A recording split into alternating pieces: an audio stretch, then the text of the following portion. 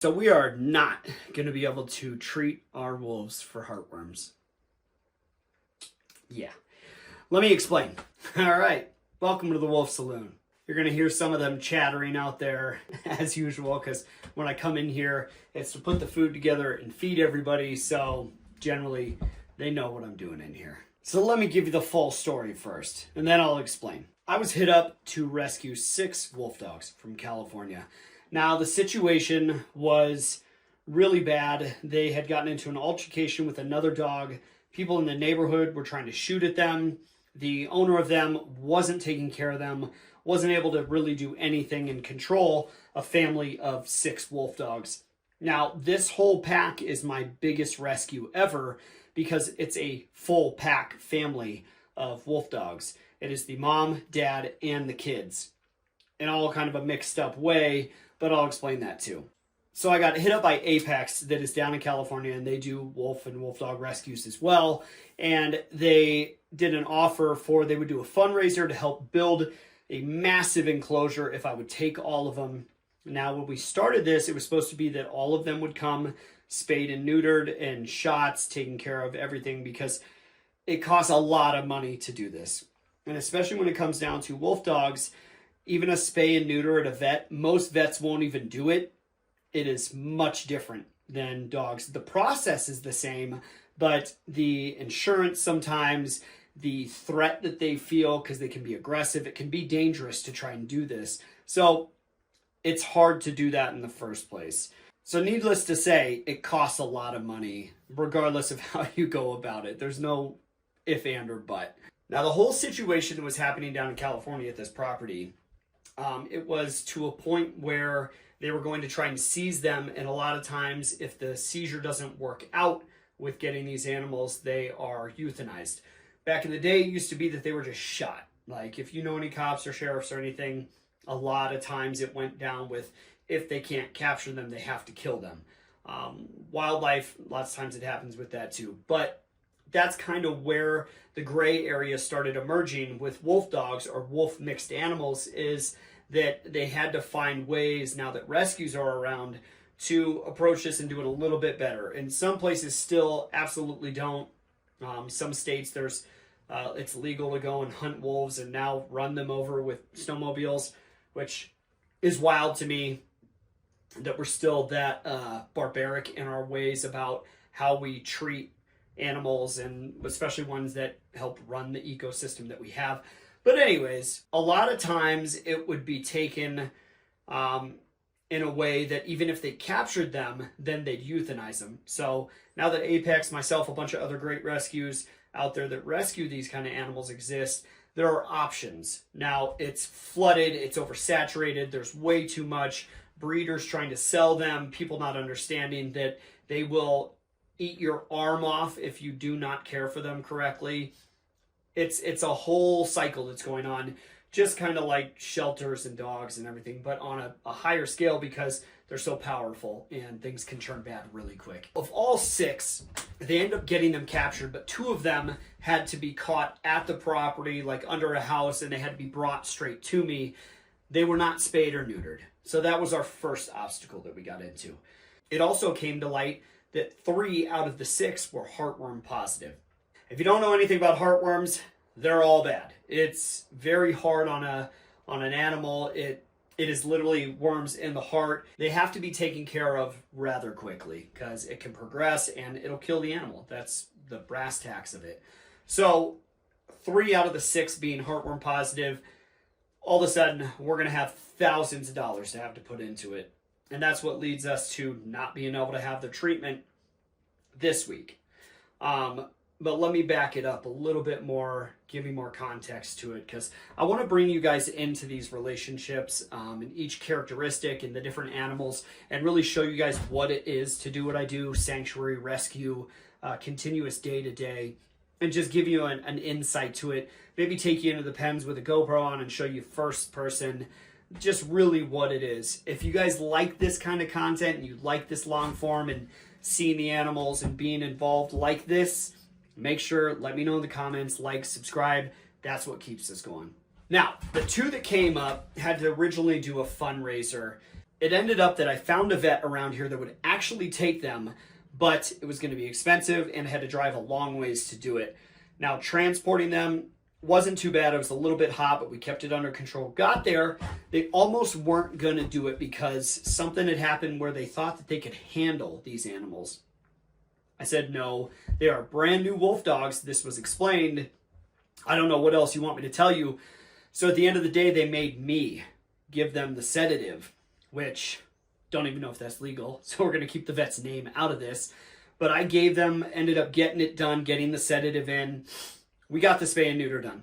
The process is the same on these animals as dogs, but they just charge a lot more because of the danger and everything associated with it. So we ended up out the door about $2,500, I think $2,500 to $3,000, somewhere in between there, for a spay and a neuter.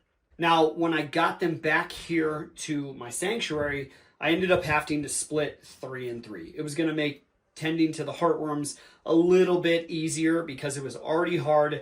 They were brand new animals, new feeding schedule, new regiment, new person. It was tough all around. So I ended up splitting them and giving them new names, which that's where I'll give you guys right now. 2 of them kept their same names. One is Bear.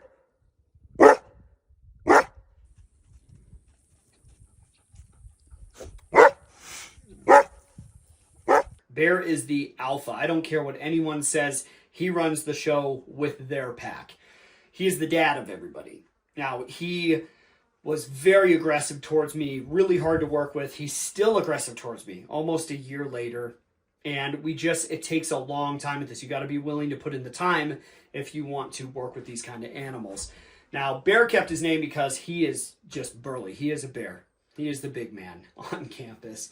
Now, the other 2 that are in that enclosure are female, Aurora, and then also another male named Shasta. Those 2 are heartworm positive. They are easier to do because Bear, when I put the food down, he gets it first. He smashes into his bowl. He is wild and crazy. But then I know where to put Aurora and Shasta's bowls for them to get their pills and get it all set in. Now, I moved the other 3 over because it was going to be a little bit easier with their personalities and what they were, because they didn't start out too pushy. They were very scared. It's turned a little bit to where they're they're adjusted, let's say, and not in a great way. It's going to take a lot of time, but I got it to a point where I understood them. Now, in that enclosure, in the middle one, next to Smokey and Bandit, who are our Washington rescue dogs, which we have videos of that. If you want to see those, scroll on back through and check them out. But in the middle, we have Cinder, who's a male, Embry, who's a female, and then Timber, who is the other male. Now, Timber originally didn't even come in with a name. He's this long-haired, derpy, overbite-looking guy, adorable, but he just needed a name. And Timber, I always love the name, and I think it fits him, and it's his presence. He's majestic, and yeah. From Timber and Embry, Embry is the mom of everybody here, so that's something to know for later on. Cinder is the one that is heartworm positive. Cinder is hard to get his pills in because when you put bowls down, Timber likes to go to everybody's and just ravage everything.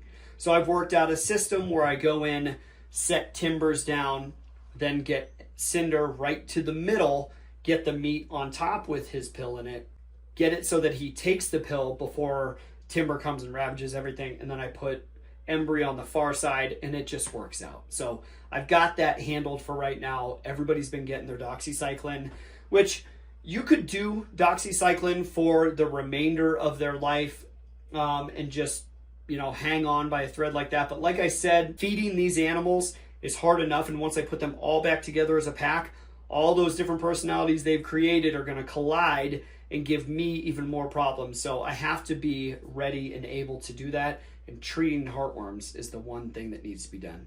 Now I'll get back to everything, but here is why we were not able to treat the heartworm for 3 of the wolf dogs.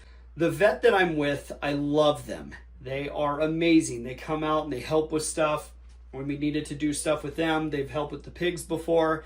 Just a great vet all around. When I had to put Lucy to rest, she went by them, and it was just, I really do love our vet. Now, one of the things that happened this time was that the meds are so expensive for heartworm, it's about 75% of your bill. They needed it in advance. And they didn't tell me that because we scheduled it last minute to get it done. And then we got to a point where we were ready to start a fundraiser. We need to raise around $4,000. Now, they told me at about 12 or 1 o'clock that they would need $3,000 of that for the meds same day before that. So we thought we had a whole week to fundraise. We did not. Fundraising is a whole nother ballgame. It is hard. I'm working out here doing all this while trying to keep the relationships bonding, while my family, while everything. And out of all of this, I don't get paid to do this job. It is my passion. It is my love. Hopefully someday with social media and all the other things that we do, maybe I can start getting paid, but it's just not how it works because there's not enough money anywhere for any of this. When we used to have cases coming in all the time and we were circulating, I could hire staff and do that sort of stuff.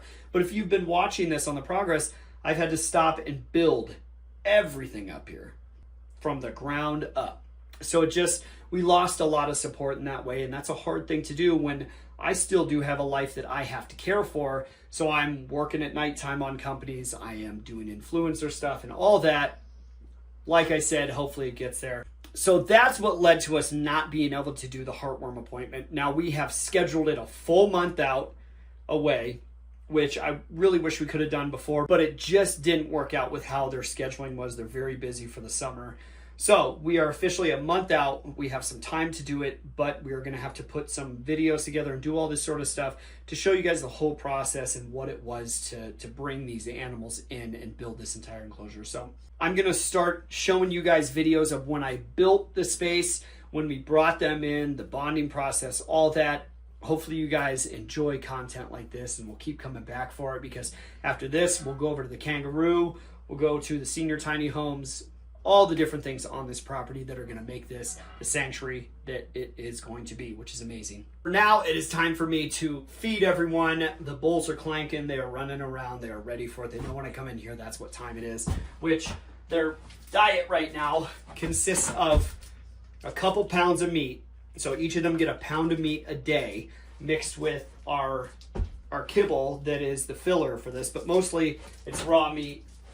The butcher that I have, a great friend now in town. I've known him now for a few years since I've been here, but it is still $350 a week for their meat to bring it in.